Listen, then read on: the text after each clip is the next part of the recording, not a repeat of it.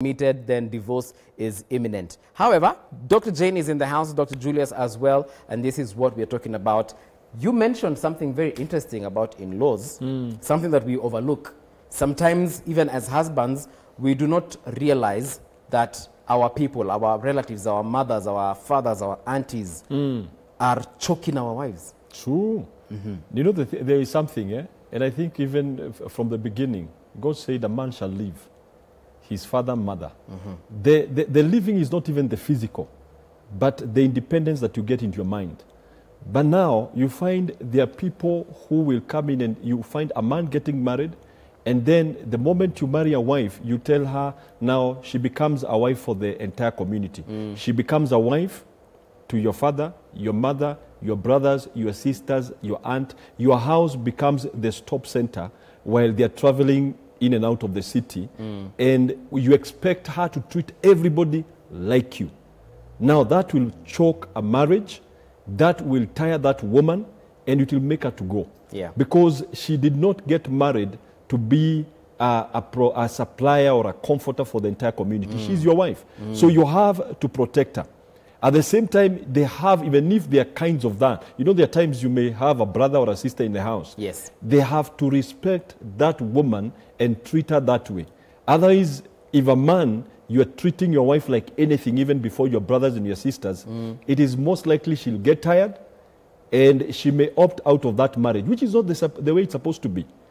The same thing, you find a lady can bring all her family to your place, and then she sees unawafunza alafu hao vijana wanaanza kukutusi, wanaanza kukuongelesha vibaya. Every time I leave my bottle of whiskey, napata brother yake mkubwa alikunywa, mpaka I'm like, sasa nilijinunulia ama nilikununulia? Wacha kunywa whiskey wewe. Lakini at the end of the day, you find any man will want his position to be respected. And it's important what he's saying, indeed, because yes, both sides of the family can choke, whether it's a husband side or the wife's side, but it's our culture, Dr. Jane. What do we do? Because if you're privileged enough to be the one mwenye alifunguka kwenye familia, ukenda university, umepata kazi mzuri kwa bank, sasa wewe ndo unafaa kufunza wengine. Do you know, there is absolutely no problem in assisting your siblings, especially on agreement, because those are some of the things you discuss while on courtship. That my family is not able, and that's why we talked about taking them gishagi.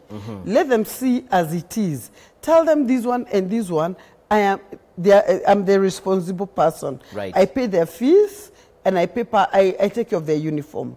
Now let the lady get married knowing, or vice versa, that there is a financial attachment. So that when you go for counseling or when you're getting married, you know there is this amount of money that goes here. The problem happens when it is, number one, kept a secret, and you don't know where finance is going to, when the family is making demands that are beyond you people, and one party feels obligated to please them at your expense. Number two, it's our culture to love everybody. That's the African culture. Yes. However, the way we live in this city or in any other city, you'll easily get choked. You just got married and you've got that one-roomed house. And immediately, your brother comes from Geshagi with a box, ya mabati, na mattress pale chini. Then my sister comes from the other country because she's looking for a course in town. No. Take care of them from a distance. In fact, it becomes a challenge for in a promulgation of the Constitution. That will happen in that house. Yeah, because my brother is there or my sister-in-law and that is why people are divorcing. And that is why even some men look at the sisters and think, wow, she looks better. Meanwhile, your wife is pregnant. I got a road deal. Because the other one is younger, you know. And you begin thinking, and we've had all those cases. Begin thinking, We've had those cases. And they begin thinking, you know.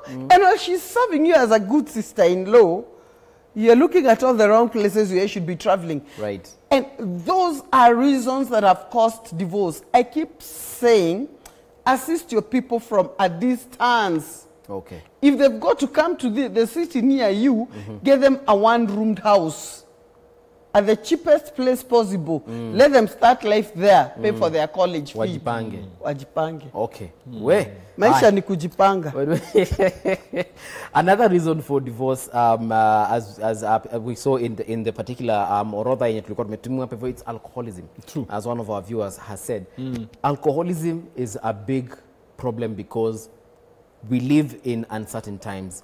We are stressed, and unfortunately, for some people, the only outing they have, kuingia kwa kikombe. Yeah. True. You see, there's something I'll say here. When you look at any addiction, be it alcoholism, it is usually an escape from maybe an emotional pain. But now, this is a baggage that you bring to a relationship, and you are not ready to look at the effect that is causing to your wife or to your husband, because today it has become almost an equal thing. Yes. You find the men are drinking too much, women are drinking too much. You took this woman and you committed to take care of her. You committed to take care of her emotions. You committed to provide for her. You committed to be there for her. And one thing, this alcohol will give you the desire for the constitution, but will take away the ability. Yes. So you can't do all these things. And that is where we need, there is nothing impossible to get away from. Okay. If alcohol is killing your marriage, Get out of then it. you look at it and you say, it will not kill my marriage. I will take responsibility and even go to rehab. Let's take a caller from Machakos. Judy, good morning. Hello, morning. How are you doing, Judith? I'm not very fine, but I'm trying. Okay, pole sana. What is your question or comment? Okay, mine is not a comment, but it's a comment actually. Okay. As we speak at the moment right now, I'm actually sitting down in the house and hurting out of the same. Okay. Imagine nursing a 2-month-old baby now as we speak. It happened last week, but once when we lost our father-in-law, only to go home. Poleni sana. And my husband came along with another, let me call it a mpango wa kando. He came with what? 3 what? Came with a side chick. Oh, At with a home, okay, Yeah, I even realized the next day that we even spent in the same house. Yes. It Pole. really hurts me. I'm broken, and at the moment I've decided that it's a quit. Yeah, I'm alone hurting with 3 kids, the last one is 2 months old. Okay, pole And, sana. and the guy won't even say anything. Yeah. Yeah. At first he sent so many SMSs, now he's gone, mom. Not even send a single cent for the kids. And this somebody who still wants us to go back. Okay. How is this? I'm really hurting. Okay, Judith, I'm so sorry for the loss and of course for the situation that you're currently facing, eh? Where? She lost, I think, either the father or the father-in-law. Oh, and the husband came with a side chick. Yes, with That's so much disrespectful. Now, I want to talk to, and let me perhaps address her and tell her, number one, at this point, don't be alone, Judith. You should just not be alone. You need support system. Either your family, somebody from your family, friends, or somebody who feels you and is genuine. That they can sit, listen genuinely. Do not sit there alone. Number two, do not blame yourself for what is happening. Number three, seek a counselor. Seek a counselor. And also know one thing, that there is a brighter day coming up for you. You know, at times you look at situations and you feel like, I've died this and this is my second death. No, there is hope out of that situation. At whatever situation and decision you'll make, right now surround yourself with support system, get a counselor or even a pastor or wherever you worship, get somebody, a spiritual leader to walk with you along this side because you need to stand and remain sober. She can also talk to a friend who they can, you know, because you know sometimes you lack that's courage. a support system. Yeah, sometimes you lack courage to even go to that pastor or to go to a counselor. But sometimes you can also get someone to just walk with you, even to that counselor. Yes. Na counselor. True. Yeah. True friends. But you know what she has mentioned is quite sad because this man has, after she has suffered the loss that she has suffered, someone comes in with a, with another woman, and then, they, from the conversation, amesema hata watoto hawana chakula ya kukula, which means this man has literally abandoned his responsibility. Do you think someone like that one, or a marriage like this one, can be saved? No, you see, there is something that, especially when infidelity kicks in, it becomes very hard to salvage a marriage, because the other person most likely has no responsibility because they are not committed, as in this woman who has children. Right. Yule Mpango, maybe she's planning everything. All she is there for is money. But at the same time, it becomes very hard for that person to go back there, because probably right now he's not feeling the responsibility he had before. But I also want to say something else, and maybe many times it's not addressed. Now, you saw, even biblically it is written, now, because of sexual immorality, every man should have his wife, or every wife should get married. There is also what we call, and I've seen a few people write it, a starvation from sexual intimacy. And it can happen on both sides, where you find a man is not providing sexual intimacy to his wife. Right. And that lays a ground for something that should not have happened. You find you have ignored your wife 100%. She has her needs, and you have the brother in the house. Yes. Your brother is in the house. And you can see maybe akitoka pale kuenda kuoga, anaona mamaso zimechomoka chomoka. Anaanza kuona this could be. And so you created a situation that was not supposed to be there, because nobody is supposed to supply that need. It is your wife who is supposed to supply 100% to that need. It is your husband who is supposed to supply 100%. Your husband can eat food in a restaurant. Yes. Your husband can go look for another job somewhere. He can even get a haircut if you're the only one that you probably took from another person. Yes. But there's one thing they cannot get, and that is sexual intimacy. So every man, every woman should be committed to making sure that their husband or their wife is totally satisfied by that, because there's nowhere they should go. Quite a difficult situation, especially for that lady, and you can even tell from her voice. You can imagine also the effects. She's very broken. The effects of separation or even divorce to the kids. That one also is another disaster altogether. Yeah, actually, I think we need to really one day discuss that, because children go through a mourning period. They mourn the person that has walked out like he's or she's already dead. And every time they see that person, is like another pain has been gushed out, and they feel like that this person left us, we allowed him to die, or we allowed her to die, has come to resurrect a fresh pain. So that's also, and by the way, it has consequences in the children that are actually usually ignored until much later, when you see the reaction, the character change, the behavioral change, then you begin to think, this one went wrong. No, it was a divorce. Yeah. Yeah. Children actually do, even in their future years, as they grow up, or? As they grow up, number one, children look for comfort. At some ages, they don't have the comfort hormone serotonin, and they've seen the pain happening. So what happens, they're so filled with cortisol, it's a stress hormone. They've got so much stress hormone. How do they get it out of their systems? They look for something that will buff it. Either they rush to drugs, especially drugs, because it gives them a quick high, or girls rush to relationships because they're looking for a bond, because they felt rejected by a parent. And so you find them going out, and you keep saying they're so ill-mannered. They were not meant to be, but they don't know what to do with the pain. Yeah. The young boys, you keep beating them because of drugs. Some of them get attached into wrong relationships. They were not meant to be. They are looking to fill in that void. And some of them drop their marks in class because of the brain. The brain is so affected by stress that connectivity gets very slow. So these are some of the things we handle when we are dealing with children whose family has already divorced or is in the process, and at times they need a preparation so that it doesn't just happen once. Some of them get into crime. They want to prove I'm bad. Others in the future will never trust a man, especially ladies. If their dad left, they'll never trust their husbands. If it is for a husband, they'll never exactly quite trust their wife, and they become so possessive. They want to know, who are you?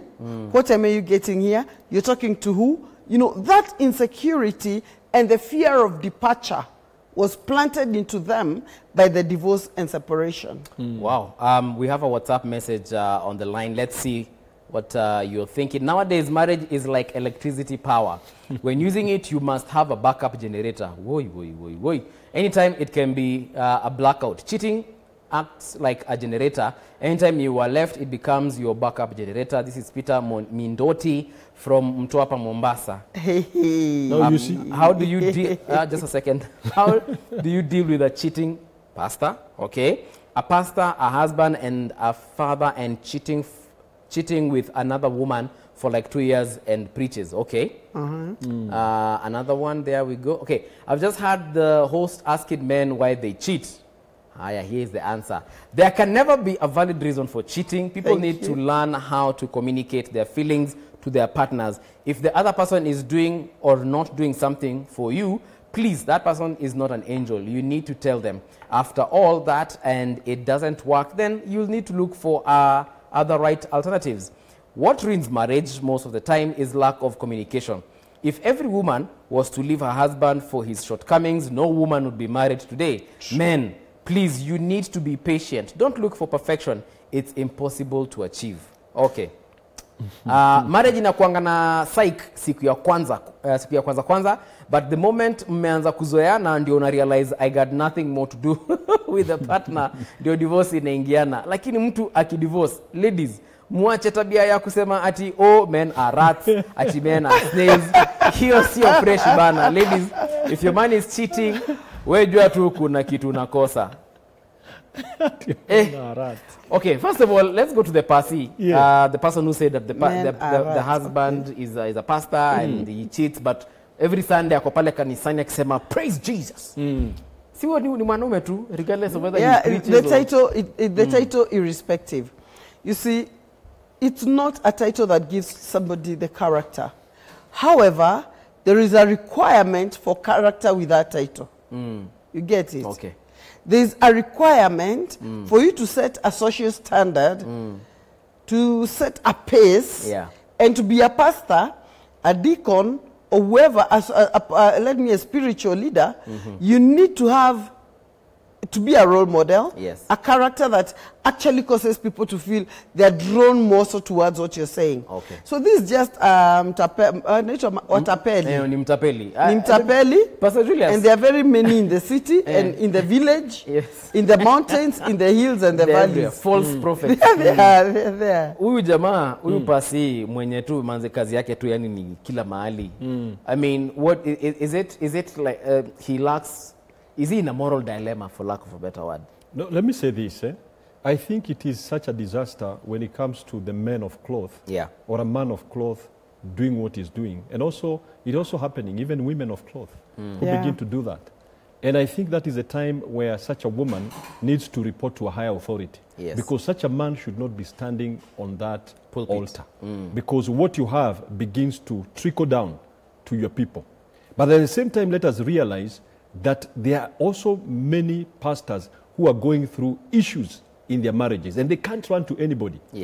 And so you find, and I'm not condoning such an act, but just like other men, they have been starved, they have gone through pain, and so this begins to result out. I think we need to realize, separate the office from marriage. So that you guys, if you're a pastor, you sit down with your wife, seek for counseling for person who probably will not divulge and deal with the issues that are happening in your marriage. Because otherwise, if you are a wounded man and you stand on that altar, you will begin to wound others, you will begin to bleed on others, you will destroy life. So the thing is with that woman, what I can be able to say, I think you need to sit with your husband, look at the issues that are happening in your marriage, correct them. If this is doing because of just a bad behavior, because I'm kuna watu wengine, there's a percentage of men who will just be immoral because that is their nature. And they want to try out things. It's a high time you told him and you sat with his spiritual authority, report him with a lot of respect, and let him be stopped from ministering because, as I said, it will destroy many others who, when they see that. That's why you find some people are saying, oh, mapasta wako hivi. Na labda ni mtu moja tu. Just like also in the police force, you can find one bad person, and then the whole police force is labeled as a bad one. So deal with the authority in the church to stop Shida that. ni mi wale makara wote napatanga tu ni wale wabaya. Wale wazuri wako wapi? Tunafaa kuambiwa wako wapi? Wako wengi. Ni police station gani iko na makara wapoa? There's that person who's texted and said that you know there are those ladies who every time there's like a problem washachomoka. Divorce is the only solution. Surely, before we get to the part where we say, "Nye sasa tumeshindwa na hii marriage yetu." Can't we? Isn't there something that can be done? Because ladies are the ones, you will never see a man running away from his home and going to live with his parents. But ladies are the ones who will always chomoka that house and not kwa mama yake. What's up with that? I think, of course, that's not the right thing to do. But I think I will address this for the man. Assuming you're the president of that home, of this country, and there is a problem, you will not say let it run. You will look for where is the root of the problem. How does that much when the Migi go somewhere? Yeah. You know, you will want to be in your place and get your people together and resolve conflict. We're having a problem with men who are not ready to resolve conflict. Number one, because of pride, arrogance, and high-headedness. And most women say, when I talk to my husband, he'll either be rude or arrogant or high-headed. So you find this woman has looked for a way to resolve conflict because internally there's a reason why she's leaving that house. No woman will laugh the whole night, jump and dance the whole night, and then walk tomorrow out of that house. Yeah. There has to be a conflict that is not being hearkened to and that is not being resolved. Something she has said so many times, and women look for comfort. The other comfortable place I need to heal is with the people who she feels love her. And I say that's not the way to go. Because again, as a woman, you are a core leader in that home. Yes. So you need to see and work on your life and understand how do you communicate with this man. But for a man whose wife is leaving, let the man know he needs to deal with three things. Arrogance, pride, and high-headedness, so that he can listen to her problem. Yes. And be ready to change. Sawa, sawa. Daktari, kuna ule dem, sijika ni dema manichali, lakini they texted and they said that, oh, backup generator manenos. You know, cheating is like a backup generator because marriage is like electricity. Stima ikipotea, so unawashanga power bank yako ndo charge simu. So si cheating ni generator. Now, you see, Buvi, now that's what we have. Can you imagine now a woman who will get married to that gentleman called Peter?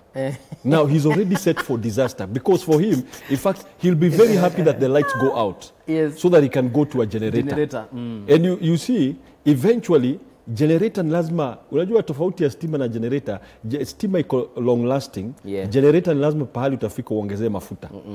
Na makelele, na makelele inakuangana mingi na ni lazima utoke nje kuenda kuangalia, si lazima kuenda nyumba. Now if you have young men who are thinking about generators instead of thinking of electricity, now you already have a problem. That is a marriage that already is set for disaster. So there has to be a mental change, and this will only come when you sit with people who are thinking right, who have got marriages working.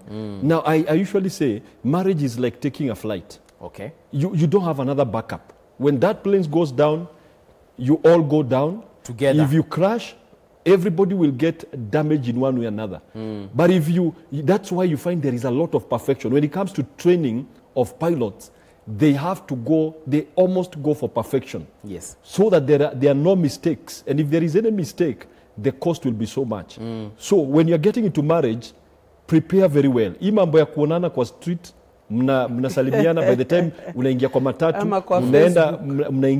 mnaingia kwa matatu hapa town, by the time umefika Githurai, you have proposed, ukifika Thika, you are married. Yes. Now that is already a disaster. Because there is no qualification, there is no training, you don't know the other person.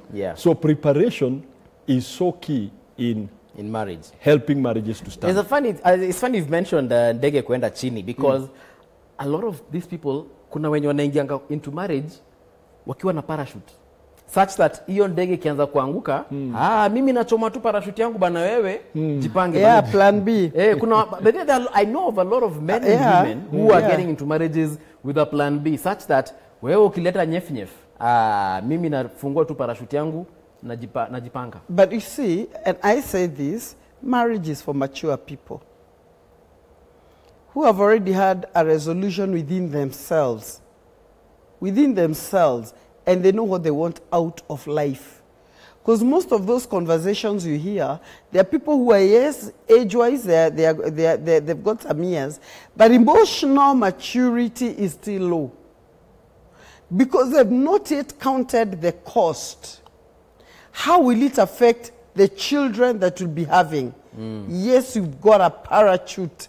Plan B. Let me tell you, plan B never works. Okay. And I keep saying, take time, count the cost before you start saying I do. Okay. Whether you said I do kwa chief, ama ulisema traditional, ama kwa maveve, haijalishi, count the cost. Whether ulisemea Githurai, count the cost. Count the cost. Guys, we have come to the end of the show. Thank you very much. How can we find you on Facebook? Because I know people will definitely want to talk to you. Dr. Julius and Dr. Jane Kimani. All right, it's as simple as that. In case you imekupita pia, just let us know through our Facebook, Instagram, Twitter handles, and we shall definitely put in touch with them. It's been real. However, the show doesn't come to an end here. Shiku Kaitani is coming up next with the Daily Brief. As for me, Ketros Nodoni Friday is going to be a party up in here. Let's see you tomorrow.